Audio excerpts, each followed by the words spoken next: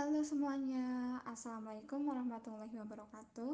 Pada video kali ini, kita akan membahas tentang The Nature of Management Control System. Nah, video ini disusun oleh Laili Rahmawati, Resultan Abu Bakar, Muhammad Haris Alvito, dan Tia Saniatur Rohmah. Kita akan membahas dua hal. Yang pertama yaitu basic concept, dan yang kedua yaitu boundaries of management control. Langsung saja pada pembahasan yang pertama, yaitu basis konsep. Nah, basis konsep sendiri itu terbagi menjadi tiga, yaitu kontrol, manajemen, dan sistem. Nah, pada bagian yang pertama yaitu kontrol. Kontrol sendiri merupakan pengendalian yang digunakan untuk satu, sebagai detektor atau sensor, yang kedua sebagai asesor atau perangkat penilaian, yang ketiga sebagai efektor, dan yang terakhir yaitu sebagai jaringan komunikasi. Bagian yang kedua yaitu manajemen. Manajemen merupakan organisasi yang di dalamnya dipimpin oleh seorang manajer, dengan CEO sebagai pemegang tertinggi yang dibantu oleh manajemen unit bisnis, departemen, fungsi, dan subunit lainnya. Di sini juga dijelaskan mengenai perbedaan proses pengendalian manajemen dengan proses yang lebih sederhana. Yang pertama, standar tidak diatur sebelumnya. Yang kedua, kontrol manajemen tidak otomatis. Yang ketiga, fungsi yang dilakukan oleh satu individu. Pengendalian manajemen memerlukan koordinasi antar individu. Yang keempat, hubungan dalam memahami tindakan untuk mendapatkan hasil yang diinginkan mungkin tidak jelas.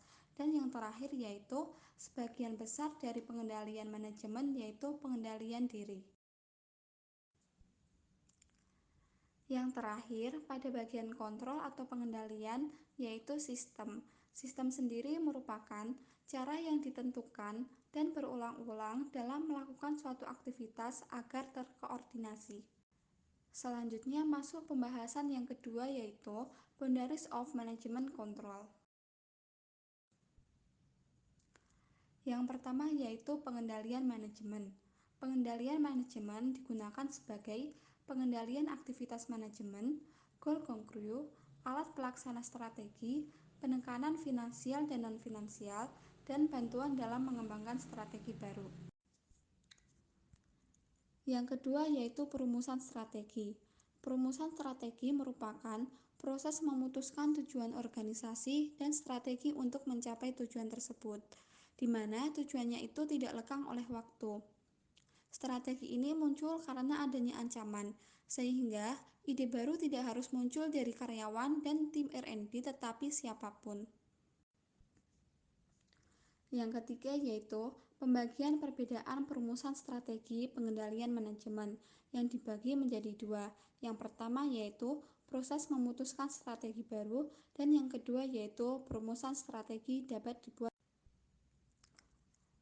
Yang keempat yaitu tugas pengendalian. Tugas pengendalian yaitu mengenai tugas-tugas spesifik yang telah dilaksanakan secara efektif dan efisien.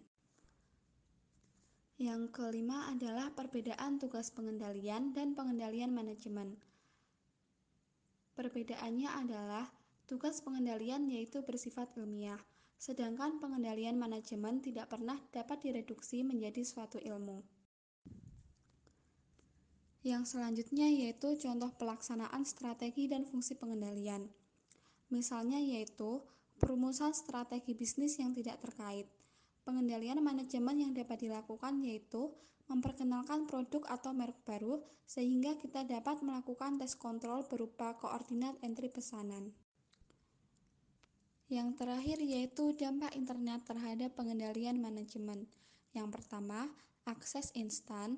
Yang kedua, komunikasi multi-target. Yang ketiga, komunikasi tanpa biaya. Dan yang terakhir yaitu kemampuan menampilkan. Sekian penjelasan mengenai the nature of management control system. Terima kasih. Wassalamualaikum warahmatullahi wabarakatuh.